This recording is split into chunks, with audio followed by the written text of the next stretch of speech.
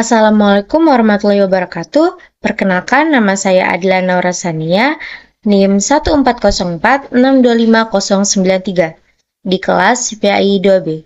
Di video kali ini saya akan membahas tentang konflik antara sains dan agama dalam dunia pendidikan, khususnya tentang perdebatan pengajaran teori evolusi dan narasi penciptaan dalam kitab suci. Kalau dianalisis menggunakan pendekatan filsafat ilmu, karena dalamnya ada pembahasan tentang sumber pengetahuan, hakikat kebenaran, dan nilai-nilai dalam pendidikan. Yang pertama, kita bahas dari aspek ontologi. Ontologi itu membahas tentang hakikat atau esensi suatu masalah. Dalam kasus ini, konflik ada pada perbedaan cara memahami asal-usul. Kalau dalam sains, khususnya teori evolusi, kehidupan dianggap berkembang melalui proses alamiah seperti seleksi alam dan perubahan biologis yang berlangsung dalam waktu yang sangat lama. Teori ini didasarkan pada penelitian ilmiah, observasi, dan bukti empiris. Sedangkan dalam agama, kehidupan dipahami berasal dari penciptaan Tuhan sebagaimana dijelaskan dalam Al-Quran. Pandangan ini didasarkan pada keyakinan dan keimanan. Nah, dari sini kita bisa lihat kalau sebenarnya sains dan agama punya fokus menjelaskan fenomena alam secara rasional dan ilmiah. Sementara agama lebih membahas makna hidup, tujuan penciptaan, dan hubungan manusia dengan Tuhan. Jadi, konflik biasanya muncul ketika keduanya dianggap harus saling menggantikan, padahal sebenarnya punya ruang masing-masing. Selanjutnya, kita masuk ke aspek epistemologi. Epistemologi itu membahas bagaimana pengetahuan diperoleh dan bagaimana kebenaran ditentukan. Nah, dalam sains, pengetahuan diperoleh lewat metode ilmiah seperti observasi, eksperimen, penelitian, dan pengujian teori. Makanya, teori evolusi diterima dalam ilmu biologi karena punya banyak bukti ilmiah yang bisa diuji secara objektif. Sementara itu, agama memperoleh pengetahuan melalui wahyu, kitab suci, dan keyakinan iman. Jadi, kebenaran dalam agama tidak selalu dibuktikan lewat eksperimen, tapi diterima berdasarkan kepercayaan spiritual. Nah, filsafat ilmu membantu kita memahami bahwa sumber kebenaran antara sains dan agama memang berbeda. Sains menggunakan pendekatan empiris dan rasional, sedangkan agama menggunakan pendekatan spiritual dan normatif. Karena metode yang digunakan berbeda, maka teori evolusi dan narasi penciptaan sebenarnya tidak bisa dibandingkan secara langsung dengan standar yang sama.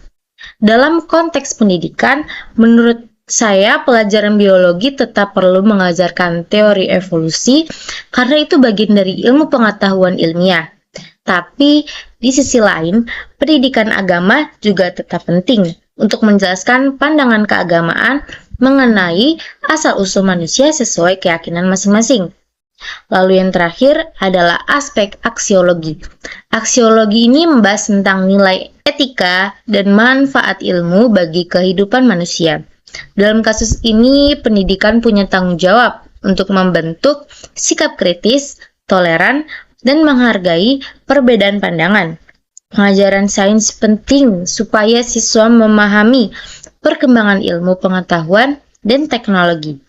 Tapi pendidikan juga harus tetap menghargai nilai-nilai agama yang dianut peserta didik.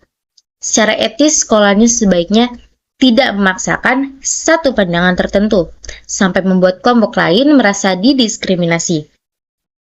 Karena kalau terlalu mengutamakan salah satu sisi saja, baik hanya sains ataupun hanya agama, itu bisa memicu konflik sosial dan mengurangi sikap toleransi. Jika pendekatan ilmu lebih baik adalah penempatan sains dan agama sesuai porsinya, dalam pelajaran biologi, siswa itu bisa mempelajari teori evolusi sebagai ilmu pengetahuan ilmiah, sedangkan dalam pelajaran agama, siswa mempelajari konsep penciptaan berdasarkan ajaran agamanya. Dengan begitu, Siswa bisa memahami bahwa ada berbagai cara manusia memandang asal-usul kehidupan tanpa harus saling meniadakan.